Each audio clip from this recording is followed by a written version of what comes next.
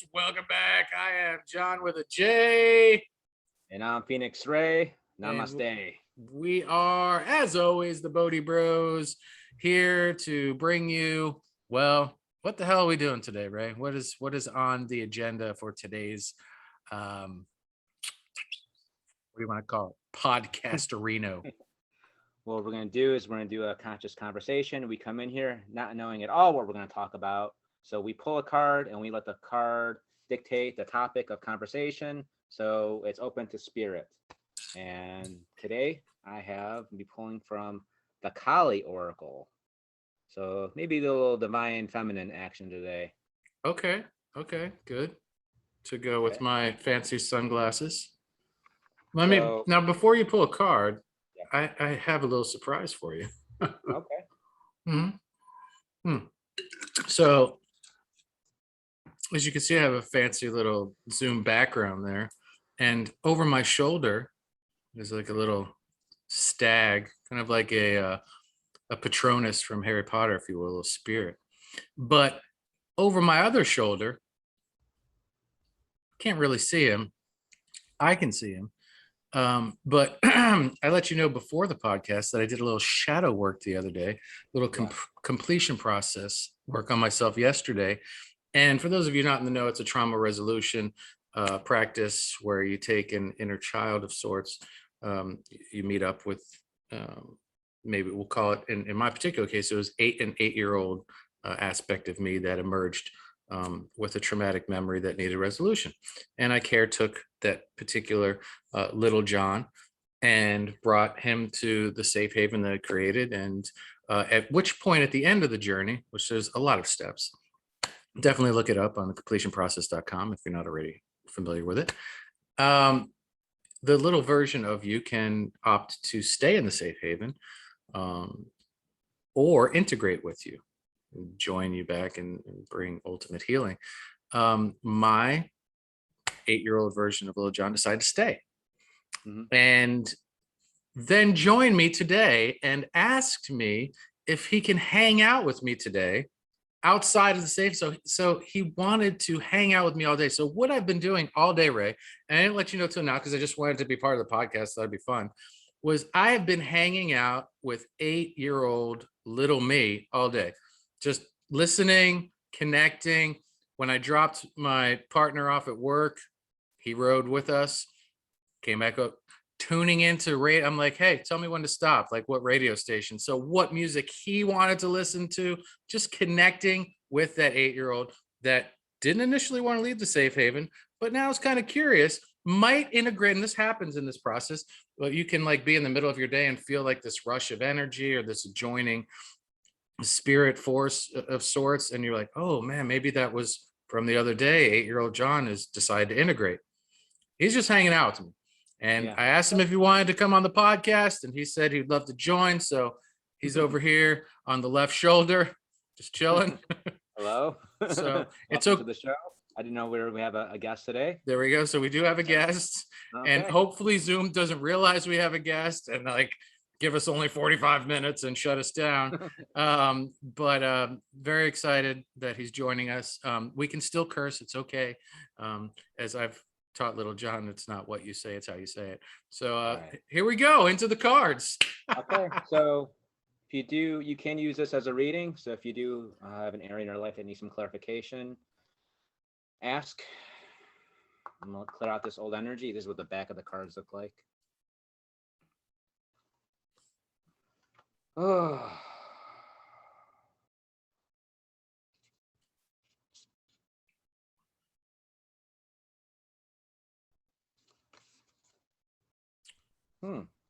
Okay. Let's see what this says. Number 5, Guna Tantrika. So I don't know if I probably butchered that, but here's what it looks like. Try to put your hand behind the card, see what happens. See if it like the camera lets it focus. I saw someone do that trick the other day where they put like the card and then they put their like hand behind it. Yeah. No, it still doesn't work. Oh well. Right. Guna Like, Tantrika. yeah. So let's look this up. Some of these I have to kind of I have to skim through to get to the main essence of it. Sure. So, okay. Sounds almost to me like Hakuna Matata, but it's a little different.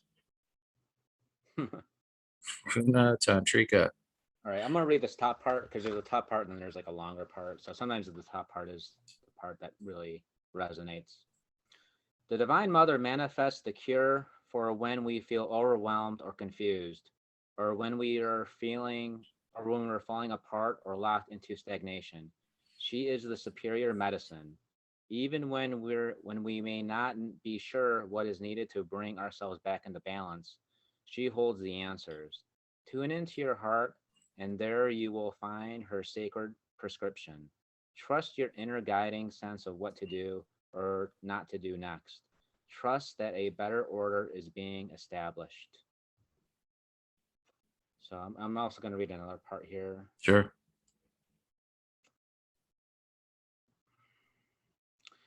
Guna Tantrika manifests her wisdom and healing through our spiritual instincts. The body and mind know when there is a need for rest, for activity, for detachment, for engagement. It takes strength of spirit not to override that inner knowing with social pressures or inhumane expectations for constant performance. When Guna Tantrika arises in a reading, we are asked to trust in the shifting cycles and to give ourselves what we need for our well being. No being benefits when they are at odds with themselves. You have inner power and capacity to be at peace within your being now. Okay. So it sounds to me, at least on the surface, until I allow it to marinate and really seep in. I'm sure you'll bring illumination to that as the talk goes on. But on the surface, it sounds like honoring um, the signs that come up for us to attend to certain parts of our experience. We'll use the example of little John joining us yesterday when I was triggered by this event. This very, as I shared with you, very personal, and we don't need to talk about it here.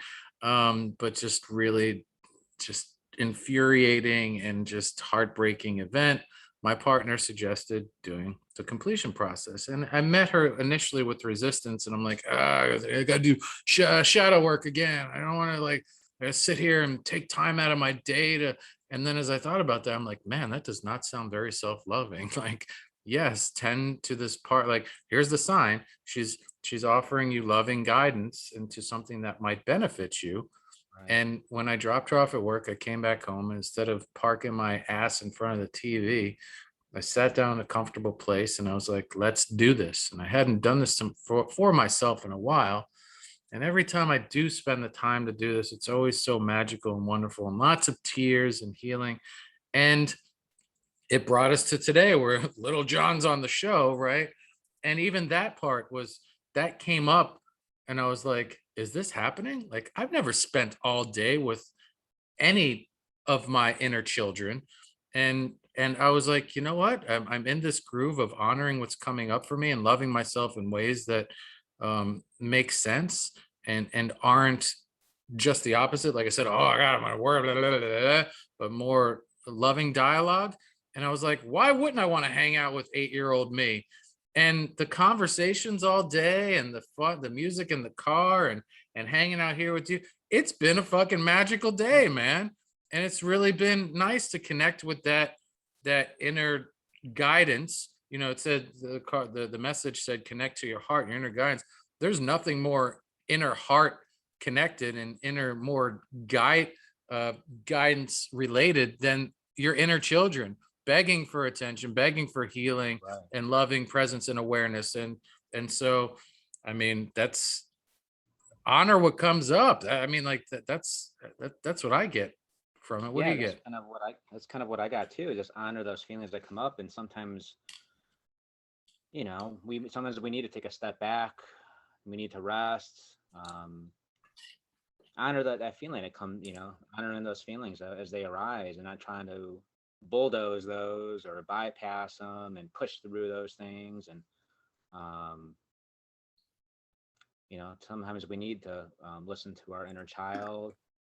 Sometimes we need to, sometimes that guidance is telling us to act and be more, more outgoing as well. And sometimes it's telling us to, like, you know what, we need to rest. Our body needs a rest. Sometimes it's just, there's been plenty of times where I haven't been feeling too great. And I'm like, sometimes like I want to go to the gym. I'm like, I need to go work out. And I'm like, you know what? Like my body's just really telling me like, no. And, I gotta, it all comes down to loving yourself. And what is the most loving thing you could do for yourself? And sometimes you got to ask that question, what is the most loving thing I can do for myself? And then listen to what that is. Because it's not always what you think it should be. It's not always going out there and, running 5 miles, or maybe doing, I don't know, maybe it's not meditating, or Right. maybe it's taking a walk outside instead, or it's doing whatever. But you just got to listen and look for those signs, look for that synchronicity and those symbols too, because they'll guide you what to do as well. So it's not typing in Google or calculating up here, like what is it, what do I need. It's quieting and listening to the heart, as the card said, and connecting with the heart of what you need. Stop trying to process up here. Okay, what is the smart thing? Is it go to the gym? Is it take the, or okay, I don't know, I've hurt my elbow. What does that mean? What should I take for inflammation? Like yeah, I guess it's okay to figure out what to give yourself if you don't have the answers. Tap into some dependable, uh, trustworthy sources that you feel called um to maybe, I don't know, figure out what that physical element may be that you can ingest, whether it be food wise, herbal, or otherwise. But a lot of times I think, like you said, like that answer, we already have the answer. Yeah. Like we could look externally and pull and pull and pull, but you'll be amazed. Like you sit there and you'll be like, what's the first thing that pops? If we used to play this game with my daughter all the time, word association. I'm like, from a very young age, it was just something that I felt guided to share with her to help trust her inner voice and intuition and to nurture that versus second guessing herself. And you'd be amazed when you sit there, like ask yourself, what's the first thing that pops up? What's the first image? What's the first feeling? And you'd be like, lemon. Like lemon, really? And then okay, I'm gonna go put some lemon in some water, and then dazzle your ass and Google medicinal benefits of lemon. You'll be like, whoa, anti-inflammatory, like it's especially for elbows, what? And but yeah. Yeah, I mean, the answer is inside of you. And asking your inner, like you said, asking your inner child, what do they want, what do they want to do, is a good thing too, is to bring that out and listening to that inner knowledge within you.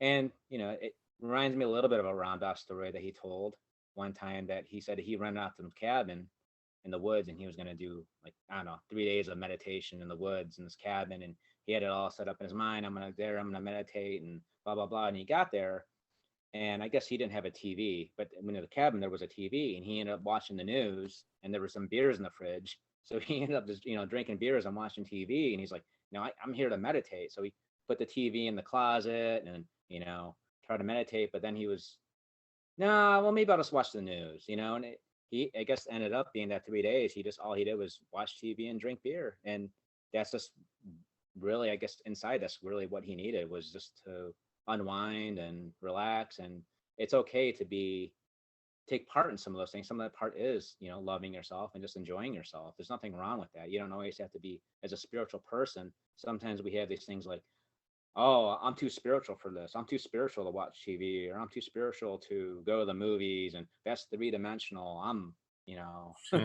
We get kind of full of ourselves. But it's okay to enjoy life. It's okay to have a drink sometimes. It's okay to just unwind and um, let go of this attachment we have of what we think we ought to be or what we should be doing, and just enjoy life as it is. And maybe sometimes that means eating a chocolate cake and treating yourself and having that dessert, or going and doing something for fun, doing something spontaneous, and just letting go and having fun, and to listen to that, because maybe that's what you really need. Mm. And piggybacking on what you said, asking your inner child what it needs. So um, it's all connected. And so we'll take the elbow again, for instance. So you've hurt your elbow, your elbow's aching and maybe you can't even pinpoint what triggered it. Like maybe it wasn't a tennis related thing. Maybe it wasn't from typing at work all day. You don't know. You're like, my elbow is killing me. That's a very opportune time to ask just connect with your elbow in silence, in solitude, and be like, what are you here to tell me? And usually it's connected to one of your inner children reaching forth and saying, like, I've needed your attention for a long time. I've been trying to manifest a meeting of sorts in physical ways to to beg you to attend to this, because I've been in here hurting for a long time. Are you ready to connect with me? And that's when the magic happens, because you could literally trace the pain in your elbow back to a traumatic childhood time, to where one of your inner children were hurting in some way. And once you can lace that all up, connect the dots, whatever have you, that's when you can alter the patterns in your life to take different directions and provide different experiences for you, and not attract the same type of agony or suffering or things that you just feel like are inexplicably going to happen to you over and over and over again, because it doesn't have to be that way. Yeah, definitely what you said too about patterns, because most of the time when something's coming up and it's happened before, it's nothing ever like new. It's just kind of something keeps coming up, and you got to like listen. You got to know when to, you got to address it some way, or else it's going to keep popping up, and it may even come up as something more severe. So it's better to take that time now and just really listen to your internal guidance system, and bring some awareness to that and some compassion to that, and see what it's telling you and listen. I like that. Because, the places that you'll go once you just listen, shut off all the other things that you're used to listening to, and just listen to you, all the devices, all um, the routine places to plug into, yada, yada, yada, and allow silence to be golden. My partner was tickled this morning. In all of her years gracing the planet, she was like laughing hysterically this morning. She was checking her phone before we got out of bed, and I'm like, what's so funny? And she shows me this meme of the word listen has the same letters in it as silent, right? And I saw this a long time. I'm like, why is this so funny to you? She's like, she was so tickled by this, as a practicing psychologist. She's like, I love this so much. And I'm like, this is her first time seeing this? And she's like, you've seen this before? She's like, you knew about this? And I'm like, yeah. But it was just so just so wonderful for her. And it's true. It's the same listen and silence, which gets you thinking, like, which word came first? And who came up with the second word? And did they really just jumble things around and go, drop this Jedi mind bomb on them one day? Someone's going to wake up and be like, what? Yeah. So, yeah, silence can be golden. And as a perpetually babbling, very excited talker for most of my life, and why I co-host a podcast probably, I have personally witnessed just how transformative, transcendent, profoundly inspiring, and magical silence can be. Pause on purpose there. Yeah. And I'm more, as I get older and older, I'm more and more drawn to its delicious delights. Like, I even say to myself sometimes, like when I'm about to go meet somebody or inject myself into a social situation, I'm like, hey, be the quiet guy tonight. Just listen. Be like, oh, like, just like monk, like Jedi monkish, like just like, you know, hands clasped in the corner, like just listening and not studying or being creepy or anything like that, but like just being the listener, the listener. And instead of not having to feel also like I need to entertain the room or to protect myself through comedy or connection, and trying to make everybody your friend and be the life of the party, or be on guard or on point because you know you're in a social situation where you have to make sure that you're plugged into all the people in coming and going and this and that, and that protector part of you, not bulldozing those aspects of yourself, but honoring a different part of yourself, because we all have a listener in us. It's just a matter of if we feel safe enough to allow that aspect of ourselves to have the stage for once. And Yeah. and maybe you need to have some, you know, conversations prior to a meeting with a new person, or you're going into a social situation that's going to be very unpredictable with people that you've never met before. And you know, it's almost like a pre-game speech, and you're like, hey, let's let's be open to something new. And you know, you can even talk to that protector part of yourself that's like, whoa, I'm not comfortable with this. And you're like, all right, well, what if, you know, what if we do that? And you know, you have that back and forth, that parts work session with yourself, where you get everybody on board to go in the same direction, or at least the generally same direction, so that you can have an experience. Oh, Ray can't hear me right now. I know the rest of you can, though. His internet will come back, I promise. But so that everyone has an opportunity to, you included, see and witness a part of you that maybe they've never experienced before. And Ray, I was talking as we lost you for a second, just honoring that aspect of you that's a listener, and getting all parts on board to support that, you know, that little John that wants to come out and maybe not have to have the pressure of being the entertainer or the connector or the storyteller, but he can just silently, as he has this whole episode, just listen. Right. I noticed a lot of this too when I did a silent retreat in New York for the Jack Kornfield retreat. And it was tough too because I didn't know going in it was going to be a silent retreat. You know, I just thought we were going to go to, because I like Jack Kornfield and I like going there and I'm like, okay, we'll do Right. some meditation. And when I found out I was going to be silent, it was wow. And just sitting there for 3 days and in silence. And, you know, like you said, you notice all the parts of yourself that come up. And, you know, I would see somebody like, and I'd be like, oh, well, I don't have to put on a social mask. And I was, you know, brought awareness to that of, you know, how I would be. And, you know, if I saw somebody eating next to somebody, normally I would be like, you know, strike up a conversation and try to find something to talk about, some sort of common ground. And I would notice that part. I would notice, like you said, the protective part of, you know, myself come up, and all, it just brought all this awareness to, I guess we call it like my social ego and all that, and who I really was, and how I would sometimes, my personality would sometimes shapeshift into what I think that other person would want me to be like in order to gain acceptance. Or if I saw somebody that maybe like seemed like as a threat, that would bring up a certain part of me too.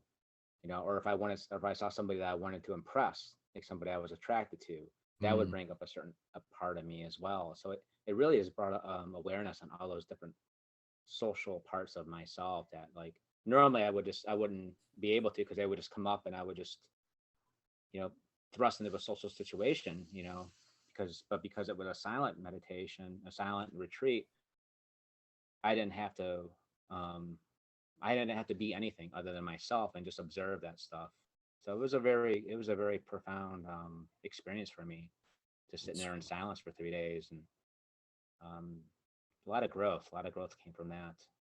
I love I love the silence. As a youngster, I never thought I'd say it. Or it's not the solitude, because we all need connection. And if we feel like, you know, I just like to be alone, or I just, of course, there's great times to be in solitude, and there's a benefit of that. But as human beings, we need connection. We need each other. We weren't born to this planet to walk alone. We were born to be together, to learn together, to love together. Um, that being said, I think it's really important, and this keeps coming up, and uh, I feel it needs more and more of a voice, not just here on the podcast, but I I intend to make other videos on other platforms as well to really honor the first part. We were talking about this reading. Whatever comes up inside of you, whatever emotion, whatever request, whatever it is, so long as you're not physically harming yourself or other people or emotionally abusing yourself or other people, that those things may come up, those voices, if you will, or those ideas, but that's just a time to bring loving awareness to that and asking yourself, why am I feeling these things? Not acting on those feelings or honoring, okay, I'm going to set this, forest behind me on fire. Like, it's probably going to hurt some sentient beings and yourself and the environment. Don't do that. But ask yourself, why do I feel called to do that? And then you're having a loving conversation with yourself and a dialogue as to why do I feel this rage to do this. And that in of itself is a beautiful practice that will probably quench the fires within you for wanting to do such an act, because you're giving it loving awareness and attention to something inside of you that maybe that no one, including yourself, has done before. So my point being, I got off on a little tangent there because I didn't want anyone setting fire to anything, is honoring everything that comes up to you. I see this on we call it the boob tube, the television, all the time. And it's people in interviews. It's always interviews, right? Because it doesn't, or reality TV shows or whatever. And people are always like, "Oh, I'm sorry. I'm sorry for getting emotional." And I want to scream at the TV, like, why have we created a society and a culture where people feel they have to apologize for tears? Right. Or just being emotional. We are emotional beings, but we are such a society like, oh, I'm sorry, I promised myself I wasn't going to cry, or and then wiping. It's so important to get rid of this. People do this on the TV all the time. They're like, no, no, no, no, no, no, I can't. Like, that's just not good. It's not healthy. I think that's one of the definitions, or should be, of insanity. Like, we have to support one another. We have to create safe spaces, safe places around the world. And that means every interaction, every meeting of the body, mind, and soul, whether it's at the cashier. Oh, I got a story for you before we go about how we can do better. This will blow your mind. But allow yourself to feel, allow each other to feel. It's okay if someone's sad, let them cry. It's okay if they're mad, ask them why. It's okay if they're depressed, don't try to cheer them up, let them go through the sludge, just be there for them. This is such a thing that maybe, Ray, you and I in our day-to-day, we embrace that, we get it, with our partners, with ourselves, we allow. But the majority of folks out there are still, I'm not judging folks, this is just what I'm seeing, is we are not, as a collective, allowing people, I'm guilty of it too, especially when it's, it may be socially difficult and you see someone's anger or whatever. What do we try to do? We try to make them calm down, like, calm down, calm down. Why do you think people always say, don't tell me to fucking relax, don't tell me to calm down? Because they don't want to. They want to express their anger. There's an easier question to ask. And we've talked about this before. Just ask them, hey, instead of saying, hey, calm down, say, hey, what's got you so angry right now, brother or sister or whatever? Right. Like, what, let's talk about it. Boom. You want to talk about getting out the fire hose. If you ask most people that when they are irate, they are going to be temporarily at least diffused and like, whoa, whoa, whoa, whoa. Someone just met me with compassion and curiosity versus judgment and trying to shape shift my environment and my soul and emotion right now. Yeah, that's what we need to do for one another, folks. We need to show up for each other in ways that we are not programmed to do so. We need to rewrite the script unlearn what we've learned and allow each other to be emotional creatures. Ray, what do you got to say about this? I think that you're absolutely right. And I think that really starts on an individual level, is holding space for your own emotions, bowing to whatever arises, allowing whatever arises to be with it, and give it space, give it a loving attention, give it acceptance. And I think as you're able to do that for yourself, that gives you sort of the energy to do that for someone else. Because if you're not doing it for yourself, you can't do that for someone else. You know, if your anger is coming up and you're judging it and you're like, why am I angry? I'm not supposed to be angry, blah, blah, blah, blah. I shouldn't be angry because this isn't right. And, you know, judging those feelings, when someone else gets angry, you're gonna do the same thing to them. You're gonna try to calm them down or try to tell them like, no, don't be so angry. Look on the bright side, or blah blah blah blah. You're not gonna validate their experience, their emotions, or what's arising in them. So I think the practice comes from doing it, doing that, holding that space for yourself, and bowing to whatever arises, allowing it to express itself. Doesn't mean you have. And the more you do that, those things don't take over. Those things don't possess you.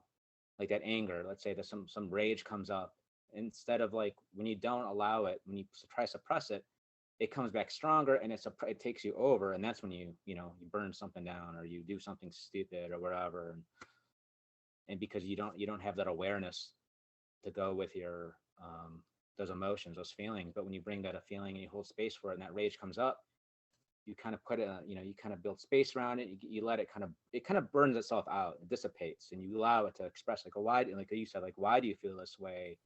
And you ask yourself questions. When was the first time I felt this way? Oh, okay, what do you need? That kind of like, oh, it just kind of it changes. And then once you're able to do that to yourself, then you can go out and you could try to help other people by doing the same thing, because you can relate to that now. You can relate to that anger. Someone comes out anger, you know what to say because you've said it to yourself, and you allow their anger, you allow them to express themselves in a safe way, and you provide a safe space for them.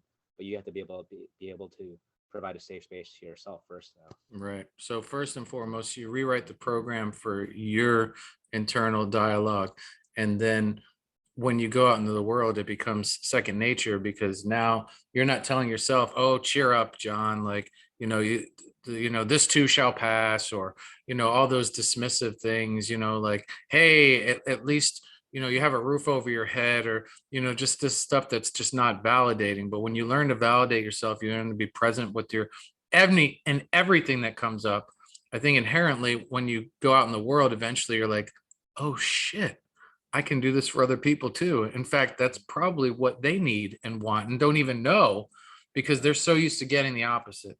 They're so, and the opposite never really works. And you see, I've seen some commercials on TV lately where someone's like, "Man, I'm really depressed and grief stricken about my dad passing."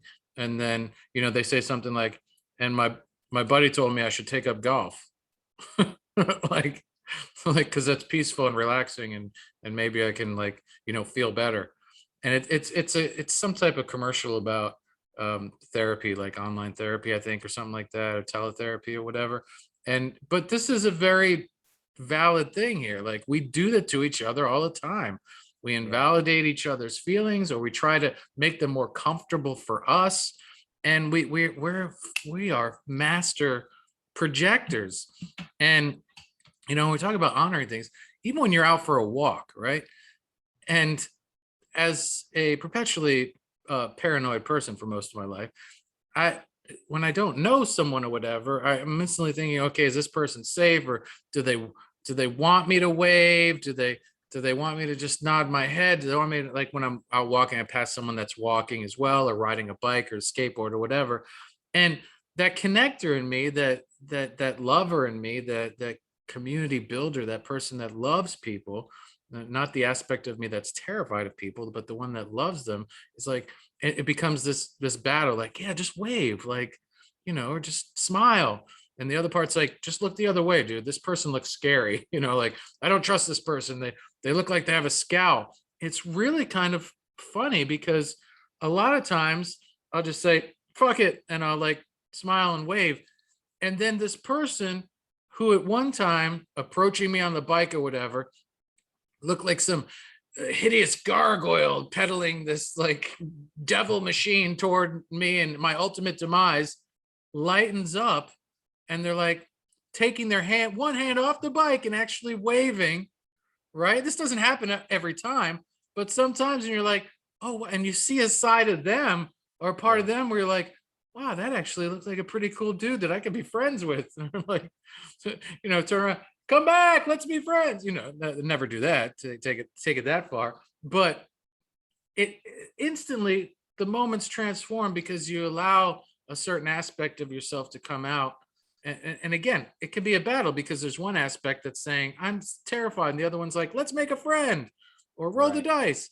But if we occasionally allow certain parts of ourselves to come forth, we can start to learn more about these parts and how they're interchangeable with each other and how they can dance with one another and ultimately bring us healing. And this spills out, Ray, into something that happened this weekend at the grocery store. This blew my mind and broke my heart all in the same time. So we get up to this cash register, and she's an older woman, and her name was Anne. And she says, she does her normal thing that she's supposed to do. Hey, how are you doing today? Did you find everything you're looking for? Like the robotic program that they're trained to offer you. And I was like, hey, happy Saturday. And I said her name because it was on her name tag. I was like, happy Saturday, Anne. Ray, hand to her heart. She was like, oh my. She's like, no one today has said anything like that to me. Thank you so much. And I was like, dude, you could tell in her eyes that she had not just started her shift. She had been there for at least a few hours, if not more, right? Mm-hmm. Hand on her heart. This is a woman at a very busy grocery store on a Saturday is seeing probably hundreds of people, right? No one said, okay, no one said happy Saturday. Fine. That's not a thing that people go around saying. But no one said anything basic like that to you, to where she was stricken with surprise, Ray. Yeah. Surprise, right? And so I look at my partner and she just kind of shrugs her shoulders. So she's doing the grocery. And she's like, may you both have an amazing rest of your day. And I'm like, I said, thank you to the bagger, but their name was on their tag. And I looked at Anne again. And I said, and thank you too, Anne. May you both have a magical rest of your day, and may your shift go by fast, and may your Sunday be extraordinary, or something like that, right? That's it. May your Sunday, that's it. And she like shoulders dropped, and she hands together, like prayer hands. She looked at my partner and she said, he is so awesome. And I'm like, okay, it was just dialogue. It was just normal. It wasn't like anything poetic or like comically hysterical or anything like that. It was just wishing she was giving me basically what felt like what she was trained to offer me, because it's a very cordial, very corporate grocery store, right? And, it's one of those stores where everyone that passes you has to say, hello, can I help you? Or, hey, how are you doing today? Robotic and cold. Right. But very, like, I'm saying air quote friendly. They're like, engage with everyone, make them aware that you're there for them, whatever. And so I gave her what could have seemingly been the same thing, right? But it just blew her up so much as to sing the praise to my partner, which was nice. I'm like, did you hear that? I'm awesome. She was just like in disbelief that was, because she sees me do that all the time, right? And she's not much of a talker, but I am, right? And I'm not saying everyone needs to do that, but this was this wasn't early in the morning. Like I said, this was probably mid or end shift for this lady. And for her to experience this as not to knock her over, Ray, it broke my heart. It made me feel like, gosh, I got to do this more. I got to be more engaging. I think it's because you made her feel like a real person. That's what it was. You made her. She was no longer a cashier. She was a human being, and that you related to her on that level, and that's what she's probably not used to. She's just used to just the cold, Beep, oh, you beep, have a nice beep. day, blah blah blah blah blah blah, and it's just very automatic. And you kind of hit her with that, like that real, being real authentic, and call, saying her name, and it kind of was like, wow, especially it's, maybe she had a rough day too, and it just kind of hit her, hit And her on a deeper level like thank that. you for saying that. And connecting with the twinkle in her eye, man. Like Yeah. looking her, because all day for it's beep, beep, beep, beep. And I'm not saying that everyone needs to go through the grocery line and connect on a human level with the cashier. What No. I am saying, this is just an example, is with each other, like with the bikes and the waving as we're walking, is allow yourself to be human again. No matter what the narrative is about this thing going around the world, I'm trying to censor myself here so we don't get banned off of YouTube or whatever, or this, mandate to wear this or get that, whatever. No matter what it is, what you believe, that we're still all human. Okay. Yeah. So we still need, want, desire, thirst for. I mean, it's imperative that we continue to connect. And as Ray said, treat each other like human beings that are all emotional creatures that need eye contact, that need to see smiles and waves and high fives. And if you gotta, if you're still into social distancing, that's your thing, that's fine, but you can still communicate and connect from a distance. You can still have a loving dialogue and be interested in someone for the 2 to 3 minutes that you spend at the cash register with them. I'm not saying you got to be personal and ask her about her kids or her hobbies when she gets off of work or whatever. You're saying. Just right? Simple connection. Right. And this is in the spirit of the conversation in the card, in allowance of what comes up for you. Maybe a lot of times you want to say something to Anne, but you say, oh, I don't know if this is the place, or I don't know. I'm saying honor that voice. Yeah. There's definitely a time to honor that protector inside of you, and that person that says, don't wave to the person on the bike, or leave Anne alone. She's probably had a rough day. But there's also an aspect of you that wants to be human and is aching to come out and connect with Anne. And I'm saying, from time to time, maybe roll the dice and see what happens. Someone might call you fucking awesome and make your day by what she has to offer with her hand on her chest and her prayer hands, to her heart. You've just touched someone, and that's going to touch you. When we touch other people, that's why people love to be in service, because it makes them feel good. I wasn't trying to make Anne have a magical day. Right. I actually felt like I was just offering her a common courtesy, because she was just in the moment. That's what rose in the moment, and you allowed it. It wasn't. I think what you're saying, it didn't come out of some sort of obligation or right, need to try to do something, or try. You weren't trying to do anything. It just was what the moment called for. You were in the moment, and that's what it rose, and you honored it, and you allowed it, and you expressed it. Thank you.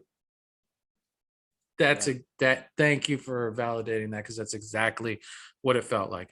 It didn't feel calculated. Didn't feel like I was doing my good deed for the day. I'm only sharing. Yeah, I'm not sharing to dust my shoulders off. I'm sharing because I just felt like the world needed to know that there are millions of Anns out there waiting for you to just make a genuine basic connection. You don't have to be lifelong friends with Anne, but just have a human heart-to-heart, eye-to-eye moment. Because here's the last part of what I wanted to share. I feel like we take for granted our meetings with one another. I feel like we've lost touch of how sacred each and every moment is in our lives, with ourselves, with our loved ones, with strangers that we interact with. Every moment is so sacred. I may never see Anne again in my life. Right. Ever. That might be the first and the last time I've ever seen this Anne. She might retire. She might transfer to another store. I just might, in the lottery of cashiers, never get her and her line again. It's like that was your one chance to connect with Anne. Like, how do you feel about that sacred interlude that you just had with Anne? Like, are you good with it? Are you like, yeah, I just wanted a robotic cashier connection. That's it. Then that's fine. If that's what your heart desires and that's what you need in the moment because you're having a hard day and so many people have already tried to connect with you and you didn't want, that's great. All I'm saying is if there's something else bubbling up inside of you, have the courage to humanly express that to another human being. Yeah. And the rewards on both sides of the equation are endless. And the way your day unfolds after that, and because of it, just saying, it becomes a treasure. Right. So honor whatever arises. And like you said too, honor that, but like you said too, is courage. And sometimes sometimes a little bit of courage too helps to kind of be able to express that. Like maybe we see somebody who looks like they're suffering and we think like, and you feel that thing like, oh, I'm going to go see what's, if they're okay. I'm going to tend to them and ask them if they're okay. But then sometimes you may feel that little other part come out and be like, don't say anything. And, that part will give you like a 100 reasons why you shouldn't go approach that person, ask them if they're okay, because whatever. So, but you have to honor that too. But sometimes it may takes that little bit of courage too, because, it's just to approach that person and kind of like, hey, not bypass those feelings, those protector feelings, Right. but listen to them, but also have that little bit of courage and to go there and connect with somebody that maybe you feel like looks like they're having some kind of struggle, or they look like they're down. And if it's coming up from you, Yeah. coming up, acknowledge Right. that. Maybe use a little courage and be like, hey, how's your day going? You seem like, is everything all right? And sometimes just saying something like that, like you said, your thing was so simple, but it was in the moment, and it was what the moment needed, what it was called for in the moment.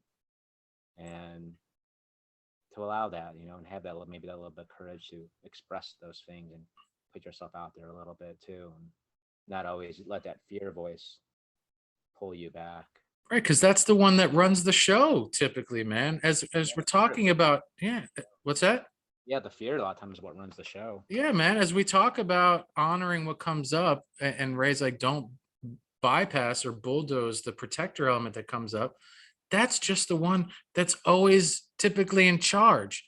But if you're being authentic with yourself and you're starting on this spiritual journey or this human experience of connecting more with your emotions and yourself, and are entering more of a state of allowance in your life to explore these other feelings and voices and aspects that are calling for healing or calling for integration or calling to help transform your life in ways that you've always aspired to but don't know how to get to or create or manifest.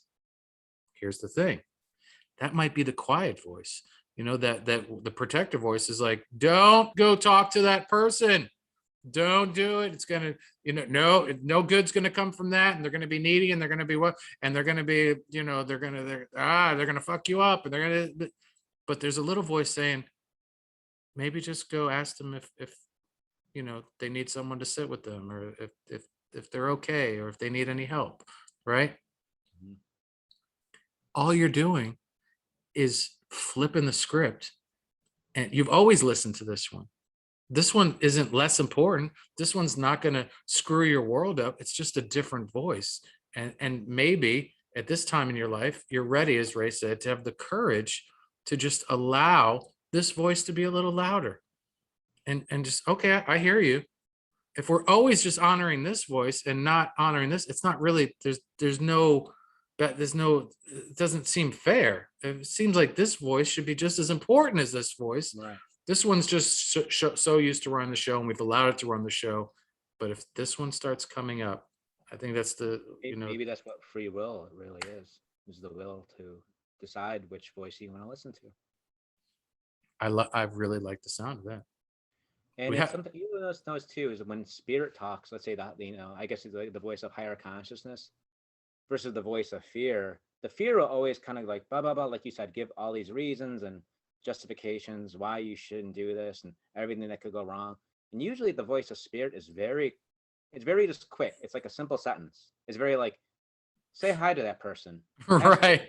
It's usually this very like that's it. It's not like, It's not like go up to that person and say hi, Ann, and ask them how. It's never like long. Right. It's just like a very direct, like, Right. oh, say hi to that person. And then the voice of fear is always like, if you do that, what if they don't say hi back? And how are you gonna feel about, it's always da da da da da da da da da. That voice is always Right. I feel like that's the voice of fear is up here going, and then that spirit voice comes from the heart is just like, say hello. And this one's like up here running the monkey mind, and the heart is just like the heart is saying, say hello. It's like it's like your cool inner, like I like to use like Lawrence Fishburne because I think he's just like cool cat, man. And it's like your inner Lawrence Fishburne voice going, say hello. Just like all cool, and she like say hello, or like or even like Morpheus from the Matrix, just like say hello. Say hello. Just keeping it cool, man. Just that's it. It's like your inner Fishburne, man. Say hello. But and the other side is Guilford Godfrey, like blah, blah, blah, blah, blah, right. That's such a good contrasting analogy, man. So you got your inner Fishburne and your inner Godfrey, and yeah. And what a world of difference, man. So another thing. Fuck Ann and her shift at the grocery store. I gotta listen to her story about her kids and her fucking blah blah blah blah blah. And Fishburne's just like, say hello. And there's our thumbnail, folks, for the week. It'll be Gilbert Godfrey and Lawrence Fishburne joining them. That's gonna be a fun one to make. Woo! I wonder what people think that they don't know our show and they just look at our our thumbnails. They're like, what the hell is the show about? Is like they talk about sports a lot, I think. Right. Drew Brees, Jim Carrey, are they guests on the show? Like, what's happening? Ooh, they're here in spirit, folks. They are here in spirit. Okay. Right. Don't discount their availability to the show, because they are here in some way, shape, or form. Yes. So I think the theme is honor what's in, honor your inner Morpheus, listen to the Guilford Godfrey. Yes. Another show about allowance. I think it's been a theme for us lately, and a great lesson for us both, and to continue to practice and honor and work on, because it's not easy to always do this, folks. Ray and I aren't sitting here saying this is the way to live life and this is the way we live every day and we're perfect. We aspire to be, Ray said not even close. We aspire to be in this state of allowance and flow, and challenge each other and ourselves and all of you, to work on gradually doing the same and see how it feels, man. Try out, take the training wheels off and try out your new ride and see where the bicycle of self-awareness, allowance, and love takes you. I got nothing else, man. I'm John with a J. This is Little John with a J, 8-year-old me. And I'm Phoenix Ray. Till next time. We'll see you.